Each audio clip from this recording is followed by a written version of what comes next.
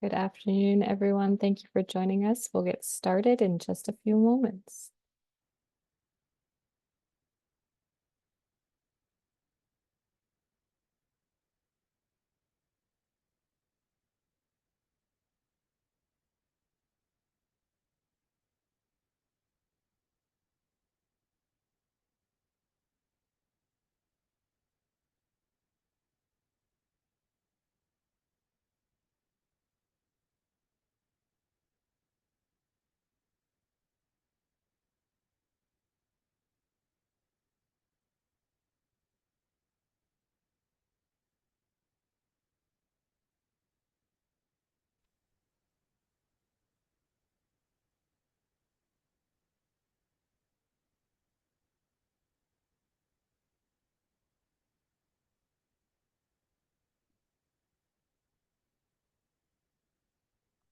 Good afternoon, everyone. Thank you so much for joining us today. A lot of participants. Great to see everyone. I'm going to get started in just a minute.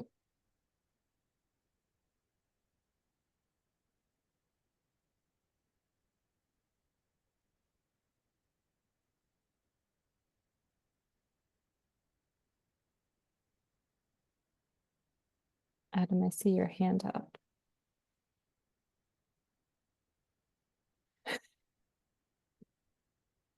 All right. Hello, everyone. Welcome to the New York Truck Voucher Incentive Summer 2025 Relaunch webinar. This is number 3 of 3. We're really excited to see you all today. Thank you so much for joining. This presentation is not going to take the whole hour. We definitely want to take some time to take questions from you. As we go through the presentation, please don't hesitate to use the Q&A function that you'll find in your control bar. And then when we get to the end of the presentation, we will have a spot that's very obvious that we're going to ask questions, allow for questions, and you can raise your hand and we'll allow you to speak if you prefer to ask your question verbally. The webinar slides and the recording will be uploaded to NYSERDA's website once we've completed the webinars. So thank you all so much for joining, and I'm going to turn it over to Adam to get us started. Thanks, Jenny. Good afternoon, everybody. My name is Adam Lamazny. I'm a program manager at NYSERDA. My day-to-day is I oversee this program, the New York Truck Voucher Incentive Program, in addition to other EV programs that NYSERDA administers. I'm really excited to talk to you today about some program changes that we're very excited about. So just want to do a quick introduction of the NYTVIP, the TVIP team here, and then we'll get into the agenda. So again, I'm Adam Lamazny at NYSERDA, who administers the program, and let's kick to our team member, Natalie. Hello, everyone. Happy Tuesday. I'm Natalie. I'm a project manager here at NYSERDA, and I run the day-to-day on the Truck Voucher Incentive Program. I'm really looking forward to talking to you in this third webinar about the program changes and updates we've made. I will pass it over to our intern, Zoe. Guys, good afternoon. My name is Zoe. I'm an intern on the Clean Transportation team at NYSERDA, and I'm really excited to be here. I'll pass it over to Sydney. Morning, everyone. My name is Sydney Hayes. I'm with CalSTART, who supports the New York Truck Voucher Incentive Program. Excited to have you all here. Jenny? Thanks, Sydney. My name is Jennifer Kritzler. I'm the Deputy Director in CalSTART's Northeast Regional Office, and we've been working with NYSERDA on this program for several years now, and really excited to talk about the changes today. I will hand it over to Paul.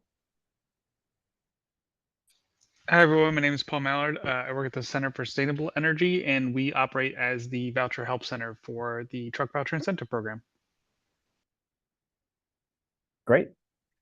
So we're going to talk about some of the different changes so far, just about how the program is going to be working, and give everyone some information as we open up phases of the program. So next slide, please. So I think a lot of people here may have heard of New York Truck Voucher Incentive Program, but I'm not going to assume that. So this program has been in existence since around 2013 and has had different iterations. Originally, we were funding a lot of different vehicle types, for example, natural gas and biodiesel types things, and we've moved on over the years to funding hybrids and now zero emission vehicle technology. The basic premise of this program is to really fund the medium and heavy duty market.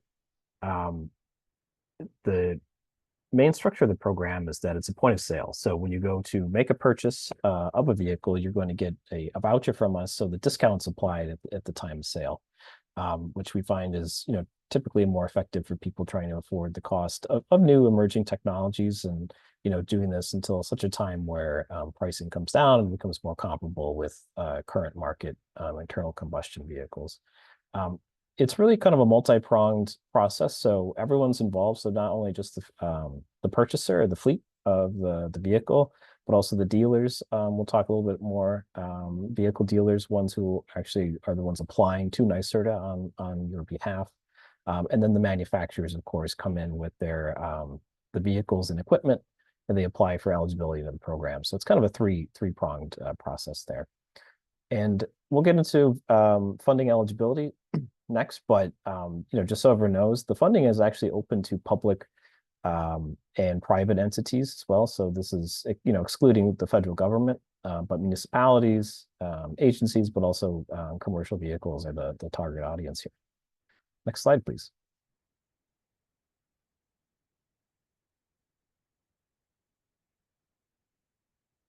Okay. So for those of you who've maybe gone through this program before and know a little bit about it, we had been historically funded primarily with Volkswagen settlement dollars. A lot of other states received that funding and funded similar types of projects. In New York, most of that, well, not most, but a good amount of that funding was funneled through the truck voucher incentive program. And previously, we had funded essentially trucks, school buses, and transit buses. School buses we don't no longer fund because we have a new program for that and a specific funding source for that. So that's different. But now what we've done is we've received new funding for the program that comes from a different source, from the Regional Greenhouse Gas Initiative, which, for those who don't know, is essentially the cap and trade system on the coal-fired power plants on the East Coast, where credits are accrued and then they're reinvested back into clean energy programs. So we were able to refund that into the class 3 through 8 funding segment, which previously we were not able to fund class 3 vehicles, and now we can. The second category is the non-road equipment. Some people call it off-road. This is equipment that's typically like terminal tractors, ground support equipment, things that are moving, typically on a site basis, not necessarily registered with the DMV. This funding is through Volkswagen, but it's through the EPA DERA option, and it gives us a little bit more flexibility to administer it than previously. We'll get into a little bit more about that next. And then the last one, of course, is still the transit funding category. That hasn't changed. It's still the same as it was. So these are the three. So in a way, you can kind of think of it as 3 mini programs within one program, but these are the 3 funding tracks we have today. Next slide, please. Okay, so I'm going to go over some of the high-level changes here, and then I'll kick it over to Natalie to talk over some more of the specifics. But here are some of the big highlights that have changed. So as I just mentioned a second ago, one of the big ones is now we're funding class 3 vehicles. So thinking like step vans, delivery vehicles, other use cases that we heard are really popular and a bit more commercially viable on the zero emission side. So we're really excited to get have funding dedicated for that. Again, non-road equipment is a category, and then later on we'll show you the exact categories that we have laid that budget for. Here's a big one. So scrappage for the class 3 through 8 vehicle type, scrappage is now optional. And actually, in fact, for this particular category, it's a bonus payment. So before, I think a lot of people knew that scrappage was a hard requirement. Now it's optional, and if you choose to scrap, there is a additional payment that you can receive if you have an eligible vehicle for that. Voucher bonuses, also there's a couple additional bonuses we'll go through on top of the base incentives, which could increase the amount of the base incentive. Warranty and leasing, we've actually decreased the leasing requirement from 5 years down to 3 years for the vehicles, and also warranties are to 3 years as well. We wanted to have some uniformity and also give some more optionality for leasing. And on that one, that last point, we also have a new category of eligible contractors who can apply to the program, and those are what we call charging as a service providers. So think of these as some of these more kind of newer business models where they might own the vehicles, they own a site, they own the charging, and they have short-term, we'll call them leases or agreements with fleets to use those vehicles. And typically the pricing there is done more on a like a rental or subscription basis.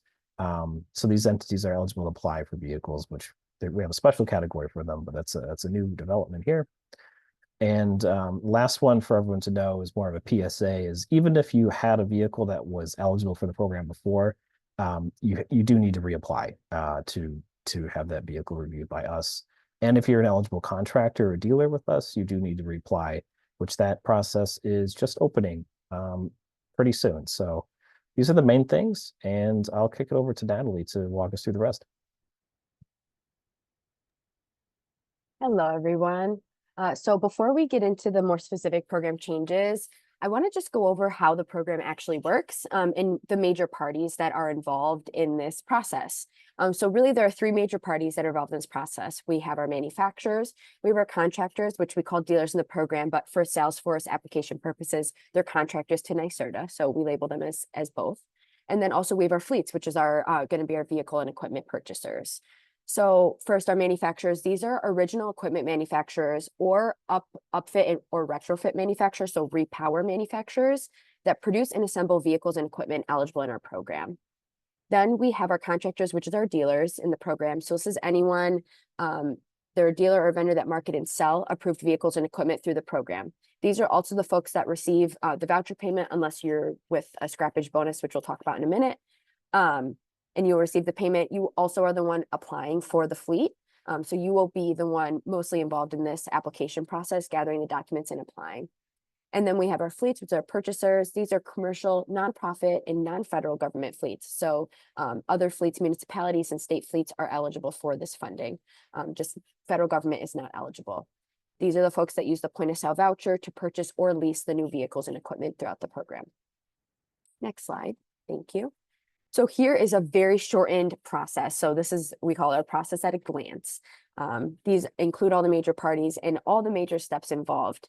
So first, manufacturers submit an eligibility application. This is then reviewed by the Voucher Help Center and then NYSERDA and then approved. Once approved, the vehicles and equipment are usually added every other week to our website on our eligible vehicles and equipment list that we have. Then contractors, or we call dealers, they come in and submit a contractor application. That's our dealers going in and submitting to be an approved contractor, approved for payment from NYSERDA. They come in, they do a dealer application first, then they come in and they will submit a voucher application for the fleet. So that contractor will come in and submit that when they are ready with their fleet is basically ready to purchase, they have a PO, and they're ready to put in that order. Come in, submit that, and get approved in that process. Then we review the application. We only reserve funding on application approval. So you submitting an application does not reserve the funding. Now, we usually don't reject applications, but there are some times that we need to work with you for a little bit to get the correct documentation. So I just want to make it clear that only when you get that approval email and a formal award letter with the approval date, that is when the funding is reserved for you and that fleet for 18 months. Then that 18-month window goes by, we have some extended scrappage timelines we can talk about, but the contractor will come back to the Salesforce portal, they'll complete their voucher redemption with the required documentation. NYSERDA and the Voucher Help Center will review these documents, we will approve them, and then NYSERDA will issue payment to the contractor. If you're doing a scrappage bonus, it will be to the purchaser, which we'll talk about in a minute more specifically.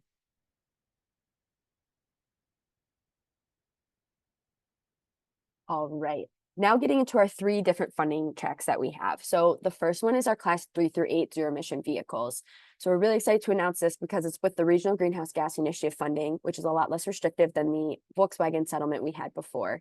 So two really important things to know in this funding source. We are now including class 3. So previously it was class 4 through 8 trucks and buses. We are now including class 3 through 8, and we're opening it up to all types of zero emission vehicles. So shuttle buses are also part of this now, box trucks, delivery vans, you name it. Anything really in the class 3 through 8 that is registered on road is eligible for this funding source.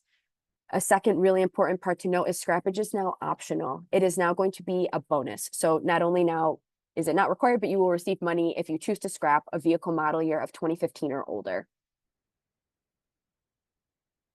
speaking on that quickly, we have 3 voucher bonuses available, which we'll talk about more in depth in a minute. So for this funding source specifically, we have 3. We have disadvantaged community, we have the small fleet bonus, and we also have the scrappage bonus. And one more thing I want to highlight on this funding source as well is we are also opening it up to a separate sector of the industry. Because the funding source is less restrictive, we can now open up only this particular funding track and funding source for charging as a service providers. So these are providers that provide short-term leases and rentals. So if your lease is less than 3 years, which is the requirement in the program, you would be considered a charging as a service provider. We'll get into those more details in a minute, but you will be now considered that provider an eligible purchaser in the program. So you will be upheld to all the purchaser operating and reporting requirements. Next slide, please.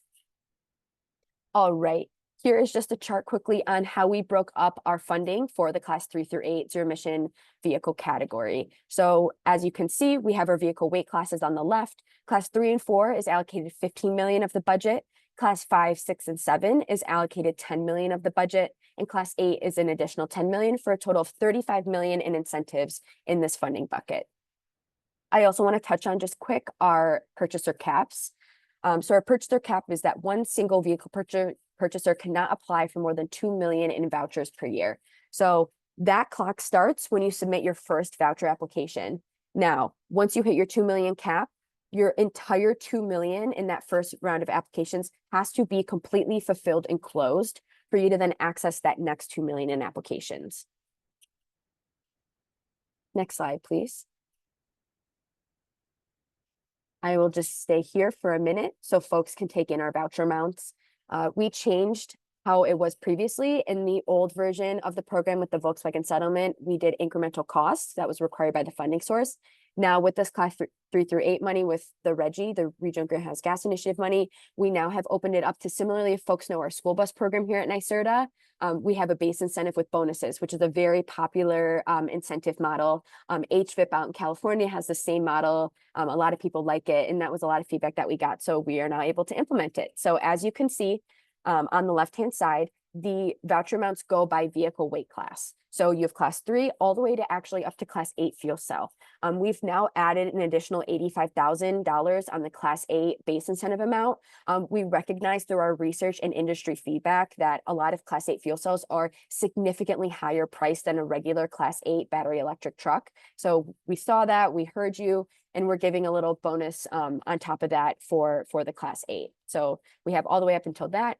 And then, so our base incentive is the next column, and then going forward over to the right, we have our disadvantaged community bonus. We have our small fleet bonus and our scrap bonus. As you can see, the small fleet and the scrap bonus are the exact same amounts. And then we have the maximum amount per vehicle in the far right column. Just want to note to folks that the maximum amount per vehicle is the base incentive plus the 3 bonuses. So it's either or of what I'm about to explain. It's either you get the maximum amount per vehicle if you do qualify for all the bonuses, or we will only cover up to the full cost of your vehicle. So for example, if you buy a class 3 vehicle and on your purchase order, the price is $75,000 for the vehicle, and you are eligible for the base and all 3 of the bonuses, we would still only give you $75,000 for that vehicle, as that is the full price of the vehicle. So we will give you the max if you do qualify for all the bonuses, only up to the full purchase price of your vehicle. Next slide, please.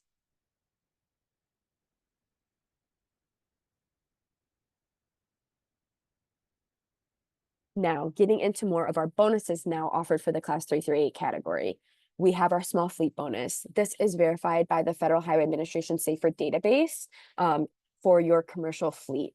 So this is for vehicle purchasers with 100 or less active commercial vehicles. So that is something we will do and verify and make sure that you don't have any more than 100 commercial units on your lot. And that will be verified by your company name.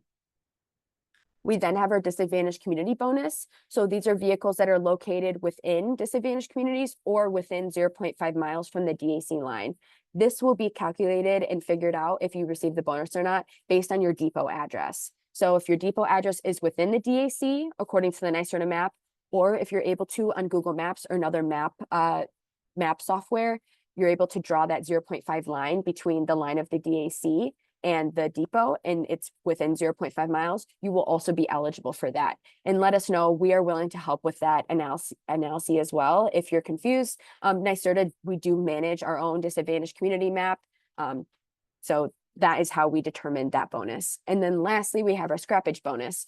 That is for vehicle purchasers that are removing an existing fully operational diesel or gasoline vehicle from their fleet and render it inoperable. So that is through our pretty much normal scrappage process. You will still be required to take very similar pictures. You still have to cut the engine drill block and then also disable the chassis in this. So the vehicle has to be 2015 or older. We now have changed this from engine model year to vehicle model year. We recognized it was really hard sometimes to get pictures of that engine tag. So we're now going off vehicle model year. It's easier to track for everyone. And the scrap vehicle, just want to touch on this, it must be the same weight class or one weight class larger than the new vehicle. So you cannot scrap a smaller weight class to purchase a larger weight class. We want to make sure the emission savings are being calculated properly. Next slide, please. Now going into a little bit deeper about charging as a service providers. So these are the folks that are newly eligible for this 3 through 8 zero emission vehicle funding category. You will be responsible as the vehicle purchasers on the incentive application. So that means that you have to adhere to all of NYSERDA's reporting requirements for the entire three years of operating and reporting. So that is 80% time in New York State, which is our 4th bullet on here. And you also, it's not mentioned on here, but it'll mention it in the operating slide in a minute. You will have to make sure the vehicles are traveling for 5,000 miles a year, which is the same as any vehicle purchaser in this program. Also, it's really important to note that if you do have a leasee or a rental company at time of application ready to go to use these vehicles, you have to submit the short-term rental or lease agreement showing the cost of services being decreased due to our incentive. So that will be actually at voucher redemption. We will ask you for a log of your leases and rentals. If you do have someone at the time of application, you are more than willing to submit also that first lease agreement or rental agreement at time of application. So it's just up front, we see that you have a fleet that the vehicle is going to. And you also must have a valid EIN for at least last calendar year, and that will be checked as well by us. All right, now going into our second and totally new technology type in this program, our second funding track, that is with the Volkswagen EPA DERA option funds. This is our non-road equipment. So because we're utilizing the EPA DERA option, we can't really go off the base incentive with bonuses. It's a different way we're going to calculate these incentives. So we do have one bonus in this, but to start, you can have up to a total of 45% of your project covered. Now, everyone coming in will be eligible automatically for 35%. That is our base incentive in this program. When you submit your purchase order on your application, our contractors will review it and we will calculate the 35% off the base price of the piece of equipment, and that will be your incentive. Now, if your primary work site or your depot, if you do depot the equipment frequently, is located within a DAC, you will also be eligible for that additional 10% to get up to 45% of your project covered. And that is also on the base price of the piece of equipment. So just also want to note that this cost share is on the base price of the equipment that's submitted on your purchase order. And then of course, we do have a cap on our DAC bonus. It is capped at $100,000 per piece of equipment. So you can get up to that, as much, as little, but only up to $100,000. And then also want to note in this, so because this is Volkswagen settlement funds, there is still a scrappage requirement. We are very lucky that it is utilizing the EPA DERA option and we're able to wipe out the model year requirement. So scrappage is still required in this funding track, but there's no model year tied to it. So as long as you are replacing a diesel piece of equipment with a similar function and vocation, new piece of equipment, you will be eligible for this and you will be able to scrap.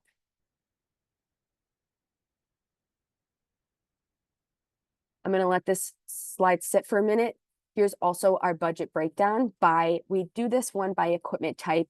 If folks know the California Core program, that's also another program that breaks it down by equipment type. It's easy for us to track this in the different funding sources. So we have terminal tractors for $5 million. We have agriculture and construction equipment for $4.5 million, large forklifts and cargo handling equipment for $3 million. We have rail car movers, freight locomotives and switchers for $2.5 million. Airport ground support equipment for $2 million. And then we also have the transportable refrigeration units, or we call them TRUs, at $1 million. This totals an $18 million incentive funding bucket for non-road equipment. I would also just like to touch on the cap in this funding track as well. This is the same funding cap as the class 3 through 8 zero emission vehicle category. So one single equipment purchaser cannot apply for more than 2 million in vouchers per year.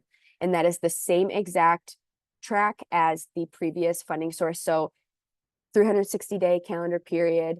It will be refreshed once your full first tranche of $2 million in incentive applications are closed out and paid in our system. Next slide, please.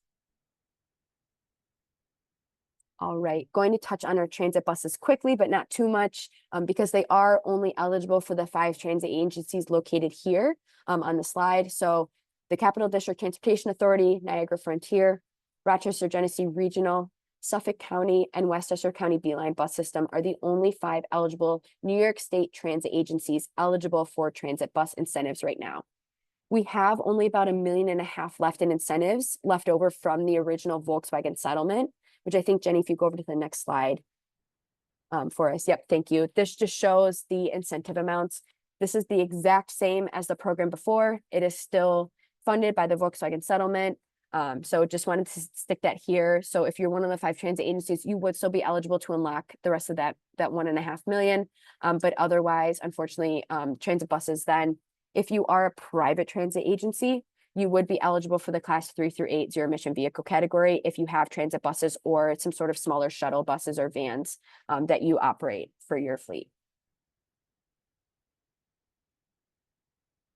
All right. I talked about earlier how we kind of changed some of our scrappage timelines. So I am pleased to show on this slide that we have extended specifically the class 3 through 8 zero emission vehicle scrappage timeline. So before, with the old Volkswagen settlement, it was the same as this transit bus. It was 3 weeks or 21 calendar days after vehicle delivery. We have now extended that to up to a year, so 365 calendar days after vehicle delivery. We got a lot of industry feedback that sometimes vehicles were delivered to the lot and charging was not installed yet. So because of our reporting and operating timelines, we recognize that sometimes you can't put the vehicle into service right after it's delivered, you know, whether it's charging infrastructure needing to be installed, whether it's technicians needing to be trained, you know, whether it's just you need a few more weeks to get a feel for the vehicles, you know, you have to send your driver off to some specific EV training, whatever it may be. We understand that there are sometimes delays. So now we're opening it up with this funding track. We are going to allow purchasers to be paid directly for the scrappage bonus. We recognize that it would be a very hard cost burden for dealers to carry. So we are now going to have purchasers sign up and be paid the separate scrappage bonus for this funding track. Now, going into non-road equipment, that scrappage timeline is a month, so 30 days after equipment delivery, and the dealer will still be paid out in that instance the full amount. And transit buses is the same with our Volkswagen settlement, 21 calendar days after vehicle delivery.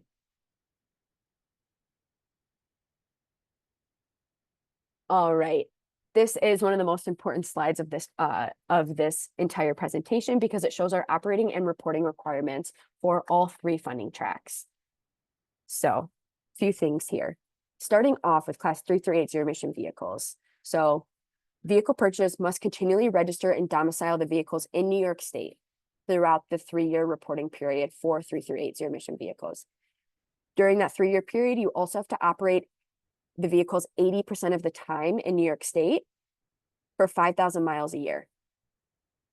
Then going into non-road equipment, the equipment purchaser must operate the equipment in New York State for 5 years after the vehicle is delivered. And then for transit buses, it is also the same, operating reporting for 5 years, 15,000 miles a year. For all the categories, we have a few options now to help First of all, make sure the vehicles are operating in New York State 80% of the time. Second of all, making sure the vehicles and equipment are adhering to their DAC bonus requirements. And third, just to help ease the reporting period that we have here at NYSERDA. We heard a lot from folks that it was hard to fill out our Excel spreadsheet that we used to have. It was a lot of manual work from both sides, from both fleet operators and from NYSERDA and our contractors. So NYSERDA is pleased to offer shortly. We will be providing NYSERDA telematics devices. Now, these are going to be fully paid by NYSERDA for your operating and reporting period if you choose to install them on your vehicles and equipment funded in this program. So we are going to now offer two pathways. Either one, you have your own company or manufacturer installed telematics devices or some sort of other fleet management software where you're continuously getting reliable data from your vehicles and equipment. We recognize that, we understand that. If you don't need to install our own provided devices, we are going to ask you to send us quarterly reports in an previously approved format that's easily digestible so we can take all the information in at once for all of our vehicles and equipment funded in the program. Or if you're, say, a smaller fleet and you don't have telematics, you don't maybe have a robust fleet management system, and you would like to install our telematics devices, we will offer them to you, no cost to you as the fleet. And we will, as I said before, pay for it for your entire reporting and operating period. Next slide, please. All right. Now, just to touch on with our friends over at the Joint Utilities, they do have a great program that can help offset the cost of your charging infrastructure. So they offer both sides. They can offer up to 90% of utility side infrastructure costs, and they also can provide up to 50% of customer side costs. So a lot of this is dependent on site eligibility, which does include disadvantaged community standards on their side. So I would highly recommend whenever you're deciding to purchase a battery electric vehicle, even if you're in the beginning stages, please reach out to your utility. Let them know that your project is starting to get off the ground. We'd much rather have you engage earlier than when it's almost too late. We don't want to have your vehicles get delivered to lot and you have no charger installed and you haven't reached out to anyone. We want to help you facilitate that conversation. So not only have we added this slide on to make sure you are aware of the Joint Utility Medium and Heavy Duty Make Ready program, but we also have included utility contacts in the beginning of our truck voucher program implementation manual that can be downloaded from our program website. So feel free to go in there, all the inboxes where you can get your site assessment and your site eligibility for if you need upgrades, even if you just need to check your power, how much power you have at your site. Please reach out to your utility and get engaged with them. They're more than willing and ready to help you with this process. We frequently communicate and touch base with the utilities all across New York State. So we very much want you to also keep in touch with the utility and make sure that they are privy to all of your site upgrades, all of your site plans.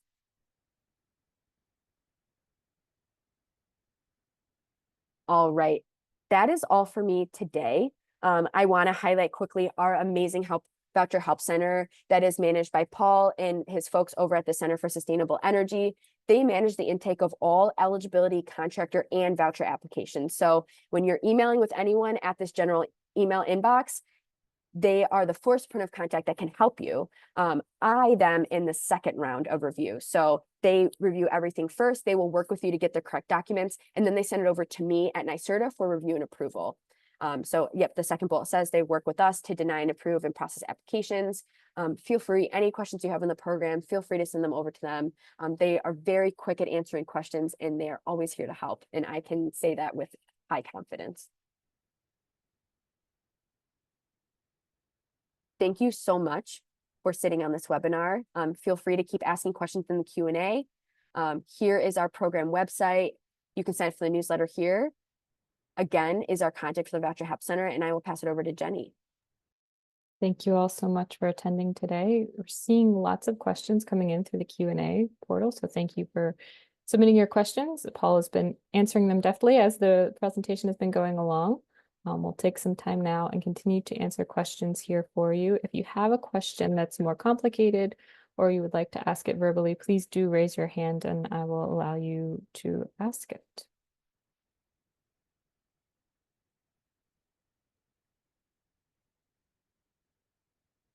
All right, I am seeing Angela with your hand raised. I'm going to allow you to talk. Go right ahead. Okay. Hi, my name is Angela Richards with Monarch Tractor, and I have a couple of questions because I've been reading through your implementation manual. We've been participating in California's core program for the past 3 years and with a battery electric tractor. And there's a couple of things in the implementation manual that for the NYSERDA program make me think that our tractor may or may not be eligible, and that's kind of what I'm seeking clarification on here.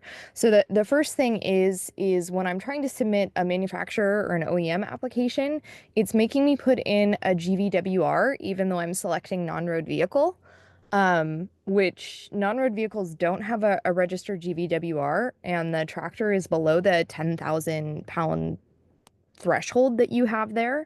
So does that is that a hard and fast eligibility limit on everything? And then the second thing is it states that equipment has to be 50 horsepower or I think 37 kilowatts or above. And is that for everything, or are there exceptions for certain types of equipment? Um, it's I know that this is the first year you guys have non-road vehicles, so I'd love to get a little bit more clarity on the addition of agriculture and if something is generally um, eligible for California's core program, if you think it will be eligible for NYSERDA's program as well. Yeah, I'll start. And then actually on the first one, thanks for your question, Angela. So in the first one, Natalie, actually, I think that's an error, right? Because we didn't. Yeah. Go ahead. Adam, if you don't mind, I'll touch on the first Yeah, and then I'll let please. you handle the second question. Yep. So apologies on that, Angela. Thank you for flagging that. So this is an entirely new application that we put together. So that must be an error. Feel free, because we know that you're applying. On the back end, we can change stuff. So feel free to just put in any GVWR right now and we will amend it on the back end and make sure that that's taken care of for you. Just make sure it's over that 10,000 threshold so you can actually apply. I want to make sure you can actually submit an application. So that is something with my Salesforce team on the back end. I will make sure that we get that taken off for the non-road equipment applications. So folks, coming into the program after aren't confused. So thank you for flagging that. And then I'll turn it to Adam to answer that second question. Yeah, and then as for the second question, eligibility. So I think you had two questions there. One about the 50 kilowatt hour minimum threshold, which that is something it's part of actually. So it's program rules, but it's actually set within. As we're mentioning before, there's a couple questions about whether this is for DERA funding. And just to be clear, like the funding for non-road it's still through Volkswagen. We're just using DERA EPA rules to administer it. So it's not federal money. So that being said, that rule actually comes from the DERA program for guidance for the states. And then I think your last question is about, if something's generally eligible for core, is it for this program? I mean, the answer is no, not necessarily. There are some nuances, primarily because our funding sources are different for non-road than CORE's program, which is not a VW source program. So there are a few additional restrictions, although there are similarities between the programs. All right, jumping into the Q&A. There's a question about sending the approved reporting format for review. This would be on the telematics and the reporting side. And a great question. We should be able to have that on our website, hopefully within the next few weeks. If not, it might be a little bit longer. That is something we're still very actively working on to get an approved template out. Feel free to send over an email to the Voucher Help Center, though, and we can make sure we at least have an outline of the requirements that we know for sure we'll need, so we can start you off with a list. Next question, is the contractor application live on the site? It should be live on the site.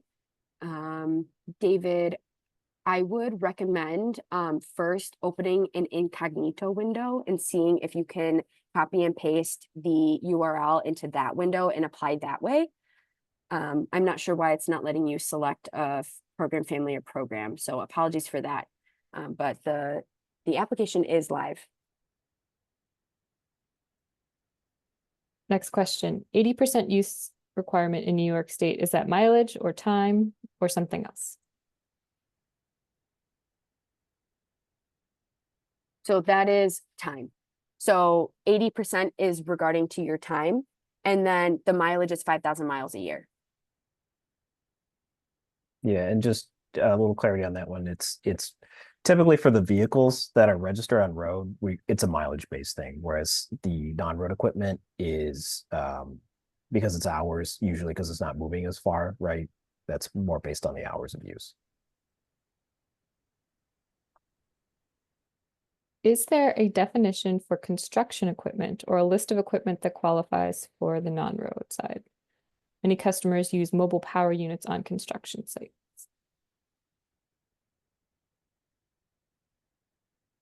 In the so we cannot fund per funding source rules, we cannot fund mobile power units. So just to answer that, I want to be clear about that.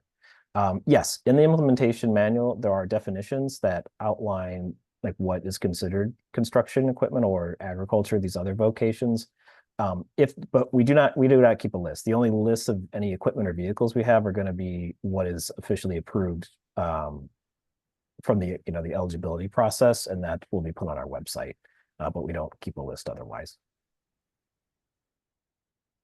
Great. A purchaser question. What is the process from the purchaser side? A nonprofit would like to use the program to help fund the purchase of a new garbage truck.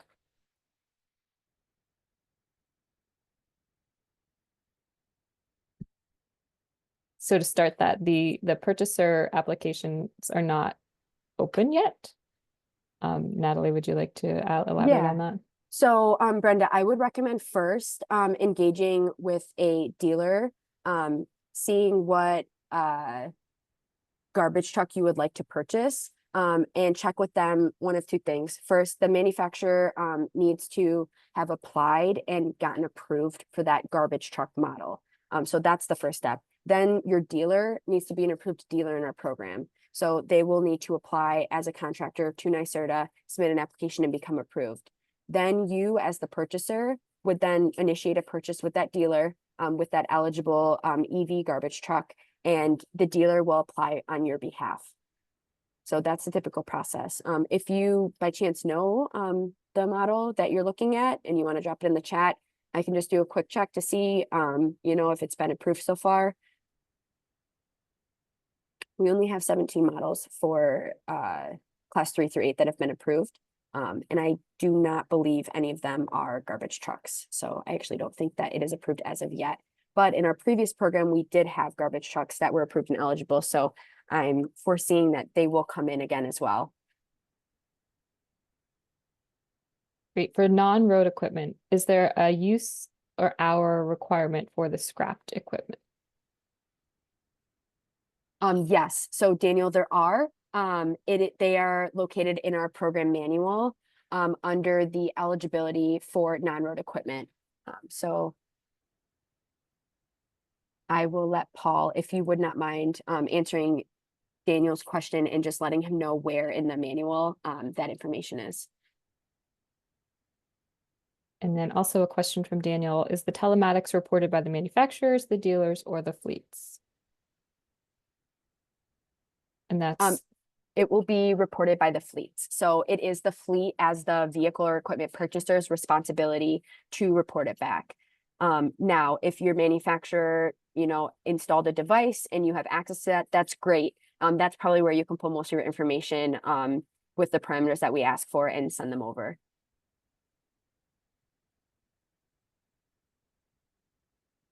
Are awards recipients based on first come, first served until funding is exhausted, or some other criteria?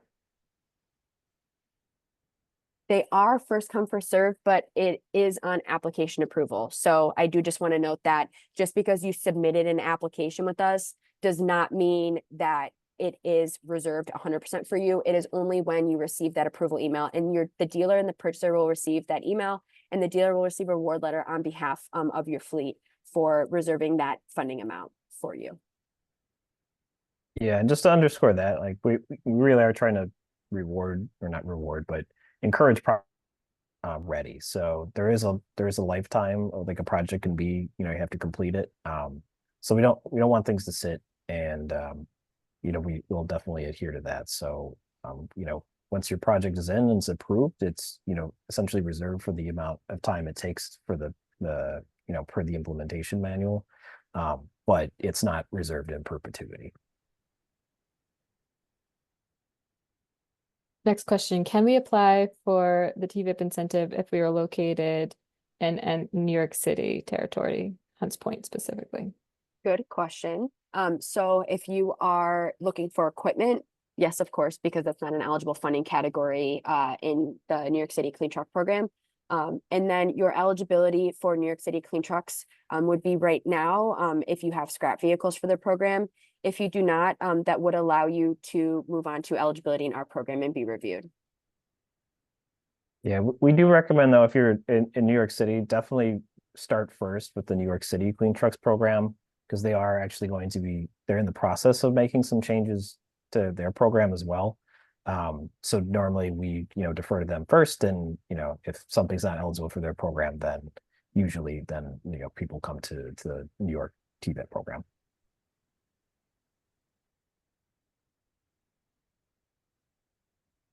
Next question. Non-road is not eligible for leasing. Can you confirm even long-term leasing? Is that correct?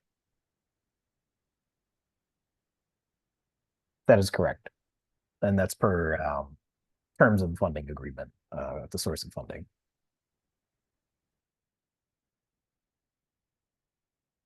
This question, trying to make sure I understand it. Regarding the horsepower requirements, if a machine being replaced is electric, the machine replacing the machine is electric and is more than 40% horsepower, I'm guessing, of the original machine being scrapped, does there need to be a review from NYSERDA, DEC, and EPA? Yeah, short answer is yes, there does need to be a review. These are dealer rules. I think the main rationale behind this is they're for scrappage purposes. They really want to make sure, money that's being expended for something new is essentially the same type, vocation, and essentially power of something old. In other words, kind of a one-for-one scenario. So yes, if it does go over that threshold, there does need to be a review that includes NYSERDA and DEC, who are our partner agency in administering the money. All right. What are the requirements to become a dealer for the program? So they're pretty simple. You can be any dealer across the United States. You don't have to be in New York State, but you do, if you are not located in New York State, you do have to submit in your contractor application a service plan that shows how you can service your New York State fleets within 24 hours. It's similar to the manufacturers too. So that is a requirement. Also, you just have to be really a valid business entity in the United States, have a valid EIN, have a contact that is valid at your company. You will have to receive a official also vehicle or equipment authorization letter from the manufacturer. That is with their company letterhead that just states the models that are eligible in the program and you are eligible to sell as a dealer. And just to be clear, like, dealer rules for the program are separate from, franchising rules in New York State. That's a separate arrangement. So because in some certain cases that manufacturers are acting as a dealer, that's how we have it set up that way. But typically for most registered equipment, there's a licensed New York dealer that is, you're going through to get that equipment. So follow-up question about the garbage truck application. Is the list of previously approved garbage truck manufacturers available for reference? So understanding that all of the new OEMs need to put their vehicles through the application process. Natalie, you mentioned that there were some garbage trucks in the program previously. So yes, Brenda, feel free to send me an email. I'm going to type it here. And I can send that list of garbage trucks over to you that was on our website before. And you can take a look to see. But I do just want to preface that these will not be eligible right now. So they were eligible in the previous program. So that is typically folks that will come back through again. but I can't guarantee that they will. So that would be something that you would have to maybe engage with the your dealer and then the manufacturer. And then Vina, I see, and I know you've been emailing with the Voucher Help Center on this. So you already have a voucher approved. You do not have to do anything in that regard. This new program is only for new funding if you want to apply for new buses. So no worries on your voucher already approved. You don't have to come in and reapply to redesignate anything with your previously approved voucher. You are all set.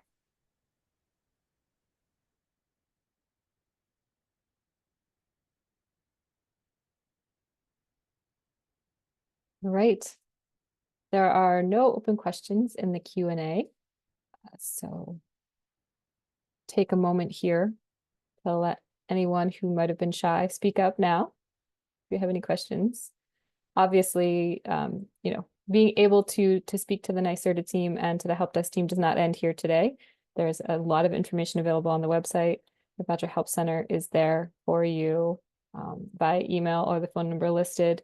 And then the best way to receive new information when the next applications go live or when there's changes to the program or there's upcoming events is to sign up for the TVIP newsletter here, which is listed on the slide, and we'll drop it into the chat for you as well. If you are not currently a newsletter subscriber, we encourage you to sign up.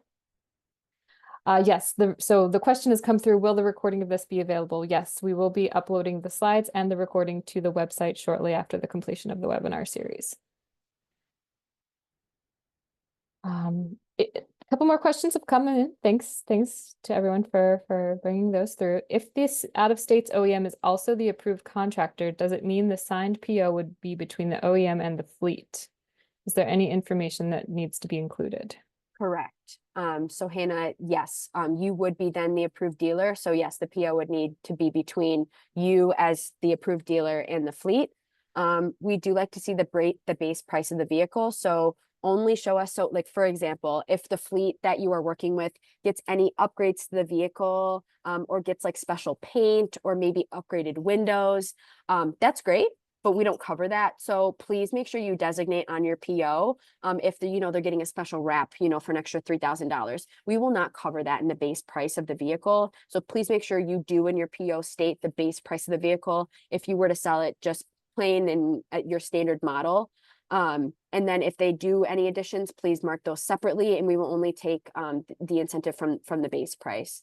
Additionally, we do like to see maybe if you do have an expected delivery date, typically the POs do provide one. We will ask later in the application the date that the vehicle is actually delivered, but sometimes giving us an anticipated date helps us see, your voucher timeline, and maybe if you need an extension or, then it gives us a better idea of when your vehicles are actually delivered. What's the expected payment time once the voucher has been processed and requirements are met for the dealer to get paid? So NYSERDA has a prompt payment policy. So in that prompt payment policy, it states that all approved invoices have to be paid out within 30 days. So that means, and I just want to make it very clear, that just because you submit documents does not mean they are approved. So it's a whole process. So when you come in for voucher redemption, when you are done with the project, you will submit those documents. They will be in submitted status. Then the Voucher Help Center reviews those. Oftentimes they do have to work with the dealers to make sure that the documents are correct. And then it comes into my queue. So that lag, it could be short, it could be long, depends on how accurate your documents are. And then once I, the NYSERDA project manager, approve all of the documents, that's when that 30-day prompt payment policy goes into effect. So then I have 30 days to create your invoice and send it off to our finance team that then pays you out. The follow-up question there is that come across as a check or an ACH to the dealer? So either or, we do highly, highly, highly recommend that you do sign up for the electronic transfer, the ACH payment. You typically get paid within a week's time. I do want to let you know at NYSERDA that if you do get paper mail check, it can take a few weeks. So we typically only process paper checks once a month here at NYSERDA in general. Doesn't matter what program you're in. So we only do typically process those checks towards the end of every month, usually on like the 28th, 29th day of that month. And then from there, it can take anywhere from up to 1 to 3 weeks to get delivered to you. So that could mean that you could be waiting for, you know, a little bit of time. If your voucher by chance and your invoice was by chance created in the beginning of the month, you would have to wait for that batch at the end to be sent out. But you just want to note that. So that is also why we do highly recommend that if you do have, you know, an online account, that you do that electronic transfer straight to that. It's a lot quicker. Back to off-road equipment, non-road equipment. There's budget for agriculture and construction equipment. Are those the only non-vehicle equipments there is funding for? Is there funding for large mobile batteries or electric generators? As we said earlier in the presentation, the mobile power units are not eligible. The equipment types are listed here.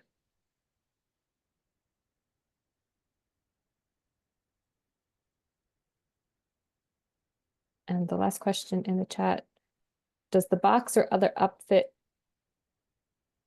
so for the base price, the box and other upfit cannot be included in the No, base incentive? So it should be, apologies. That's if whatever body or outfit that they choose would be included in the base price. We do need the base price of the full vehicle, yes.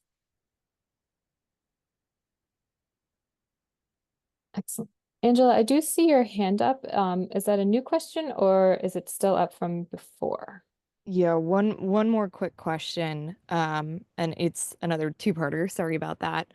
So on the it popped up with all of this what to include and what not to include within the base price of the equipment.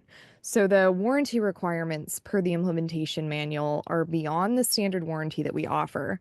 And historically for core and other programs like this, that's an extended warranty that comes at an additional cost that those programs allow us to include in the base price or the voucher price of the equipment. Is that something that's allowable here, or is that something that would need to be separated off and considered an additional warranty separate from the base price of the equipment? And then the second thing is to enable telematics, we have an LTE connection that's billed at a monthly or annual rate. And we typically include a 3-year subscription on vouchers like this for telematics reporting. So would that also be an allowable cost in the base package price for the equipment? Go ahead, Adam. Yeah, I was just saying, Angela, let us get back to you on that one. Just to, yeah, so over here, because we have an answer, but I just want to make sure that we are being correct when we give it. So we can get back on that one. And to everyone, we will, once we have our questions here reviewed and everything, we will have them posted online for people to reference as well. Thank you. Great. One more question in the Q&A. OEMs often do not install the bodies for class 6 and 7 vehicles. How is the financial documentation requirements handled in those scenarios? Brett, are you suggesting that there's another like type of manufacturer that installs then the body of the vehicle on there and it is not your manufacturer?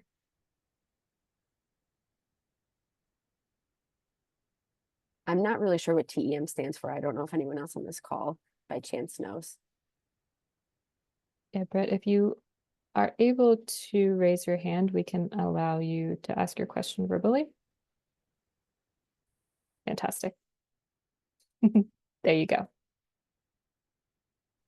Oh, so much better. Yeah. So for the vast majority of commercial vehicles in the class 6, 7, we commercial vehicle OEMs sell what is considered to be an incomplete vehicle as it's the chassis. And TEMs or truck equipment manufacturers or upfitters install the bodies, often including the remaining components to make it a complete vehicle, such as mud flaps and taillights, just to use examples we can all understand. And oftentimes the customer is the one working with the TEMs on the vocation specific equipment that they want. Therefore, the financial documentation, often between the dealer and the customer, or the OEM and the customer, does not include those finances or that the cost associated with that equipment. So just want to understand this was a challenge faced in some of the voucher programs on the West Coast. How best can we navigate that?